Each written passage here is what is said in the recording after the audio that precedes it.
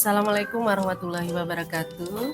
Welcome back to my English class with me, Jelita Eka Sukawati.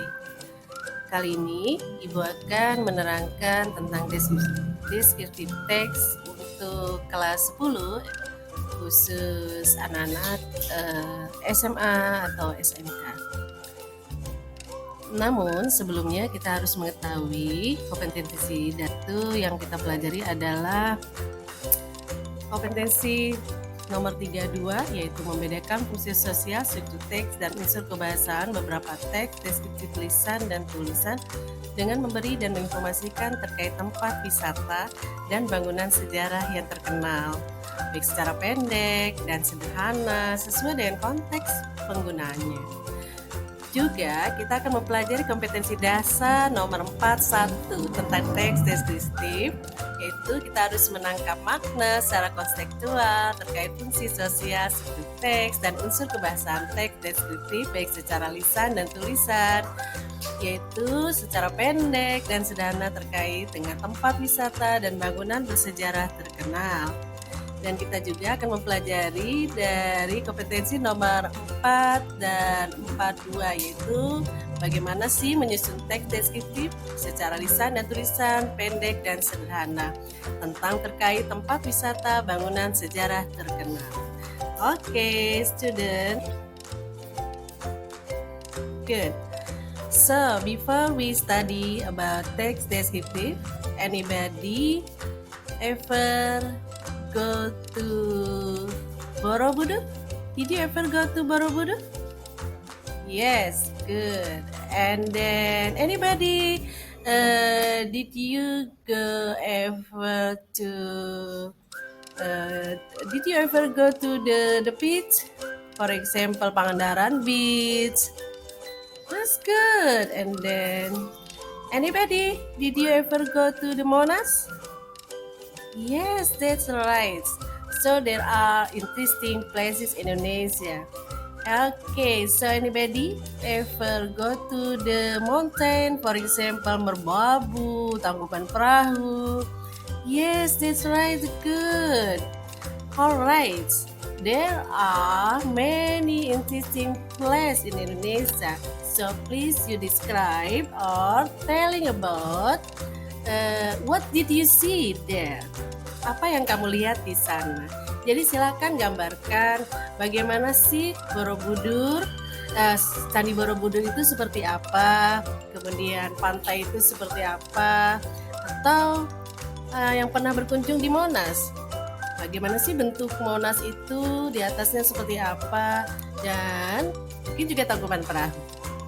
Nah, itu kamu gambarkan semua disebut dengan descriptive text. Jadi, apa sih descriptive text itu? What is the descriptive text? Descriptive text is a text that describes a particular person, animal, place, or thing. Jadi, descriptive text itu adalah teks yang menggambarkan orang secara umumnya, kemudian binatang, maksudku hewan, bagaimana bentuknya. Jadi dilihat menggambarkannya dari luar ya.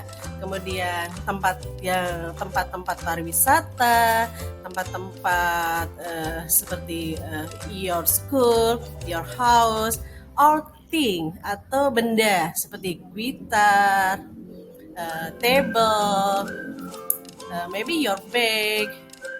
Okay, you write the description when you want your reader to picture what you are describing. Jadi kamu menulis untuk menggambarkan ketika kamu ingin membacakan apa sih gambar yang kamu akan gambarkan. Maka ini disebut dengan descriptive text. Alright. Now, setelah kita tahu apa sih descriptive text, kita harus tahu apa tujuan descriptive text. Kenapa sih kita harus mempelajari descriptive text? Purpose of descriptive text adalah to describe person, things, or place in specific. Jadi tujuan descriptive text adalah untuk menggambarkan seseorang atau manusia, benda, tempat secara spesifik. Oke, menuju ke generic structure of descriptive text. Ketika kita menulis descriptive text, harus tahu apa sih generic structure-nya. Pada descriptive text ada dua, yaitu satu identification, juga ada description. Identification di situ kalian akan menulis the part introduce where or who the subject being described is. Jadi bagian-bagian yang diceritakan atau diperkenalkan di mana tempat itu atau gambaran yang kamu jelaskan, atau juga siapa sih subjeknya yang digambarkan di dalam teks tersebut. Sedangkan yang kedua itu adalah description, adalah bagian-bagian yang ditunjukkan secara detail untuk menggambarkan subjeknya. Kalau dalam bahasa India, the part shows the detail, the description of subject. Its main include the information about appearance or qualities, story appearance or qualities of. Oke. Ini kita lihat ya di sini. Ibu di sini akan menampilkan teks deskriptif, contohnya tentang Petru Cave. Okay, so I think you know what is the meaning of cave. That's right, cave itu adalah gua. Nah, di sini Ibu akan tampilkan sebuah teks berjudul Petru Cave, yaitu Gua Petruk. Kita lihat paragraf pertama. Petruk terletak di Kebumen, Central Java. Nah, di sini di mana sih kita menggambarkan si tempat Petru Cave itu? Kemudian apa sih yang digambarkan di Kebumen tersebut? Yaitu tadi subjeknya yaitu Petru Cave. Maka disebut dengan identification. Kemudian kita lihat nih contohnya yang kedua, paragraf yang kedua. Kenapa sih disebut description? Mulailah kita menceritakan gambaran Petru Cave. Petru Cave itu terdiri dari 3 lantai. Misalkan, in the cave there are 3 floors. The first is a basic cave, Hindu cave, and Petruk. The base cave is Church cave, just 100 meters away. Jadi kita gambarkan bentuk-bentuknya apa saja sih yang ada di dalam Petru Cave atau Gua Petruk. Oke. Setelah kita mengetahui struktur teks dari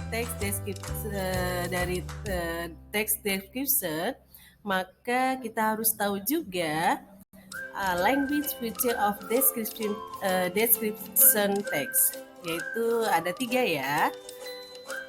Ada using simple present tense, jangan lupa juga using adjective and adverbs, dan ada juga using present passive voice.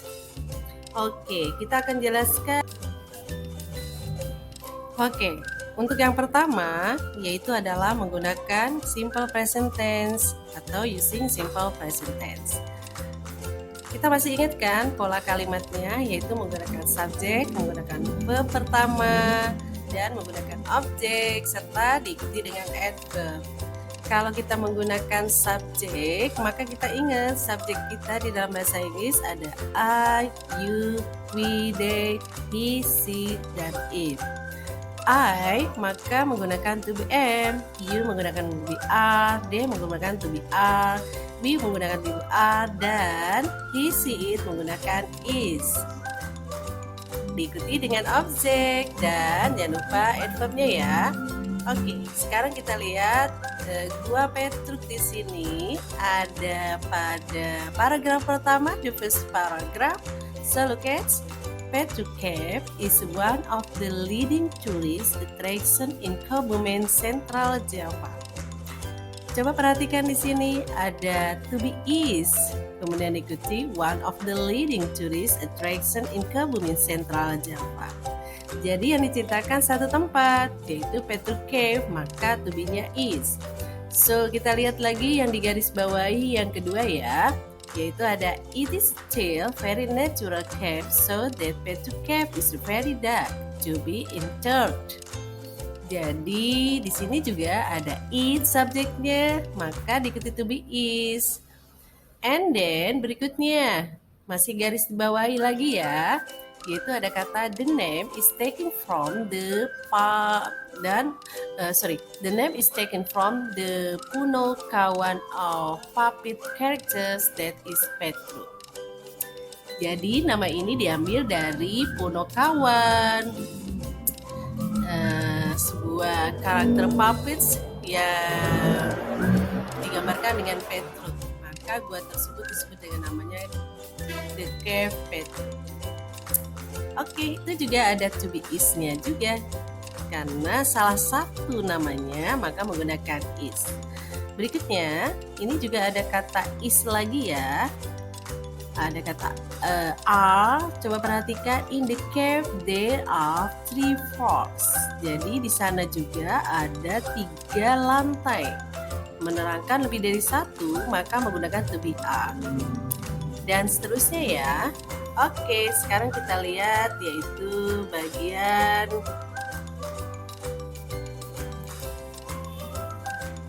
next, yang kedua, using adjective and adverb. Ibu beri di sini lingkaran, yaitu menunjukkan adverbs. Sedangkan yang digarisbawahi tanda panah merah disebut menggunakan adjectives. Coba perhatikan di sini. Petruk Cave is one of the leading tourist attractions in Kebumen, Central Java. Jadi attraction is adjectives and Kebumen adverbs. Kemudian kita lihat the lines 2. Ada kata-kata the cave is located in Dukuh. In Dukuhnya adalah adverbs. Nah, yang digarisbawahi di situ ada very natural cave. Itu juga menunjukkan adjectives. Oke, itu salah satu contohnya. Jadi kalian bisa nanti mencari lagi di paragraf berikutnya. Next.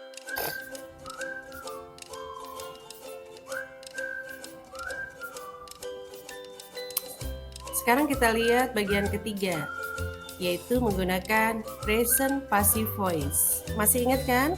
Passive voice yaitu ciri khasnya adalah menggunakan verb ketiga. Oke, kita lihat pola kalimat aktif. Biasanya dalam aktif yaitu menggunakan verb 1 untuk present passive voice, untuk present tense. Apabila dirubah, maka kita cari objeknya berubah menjadi subject. Kemudian diikuti dengan to be, jangan lupa. Itu ciri khas dari pasif, yaitu setelah subjek ada to be-nya. Karena present maka jangan lupa to be-nya is and are. Dan diikuti verb ketiga and object. Oke, next, lihat di teks ya. Manakah yang menunjukkan passive voice? That's right. The first line until the second lines. The cave is located in Dukuh Mandayana, Candi Renggo Village. Very good. And then kita garis bawahi lagi di sini. The name is taken from the Punokawan of puppet characters that is Petruk. The name is taken. Ada subject, to be, dan verb ketiga dari kata take berubah menjadi taken. And then kita lihat lagi contoh yang ketiga ya. Ada di situ yang digarisbawahi hitam tebal, yaitu pada paragraf kedua. Garis kedua ya. The cave is used for tourist attraction.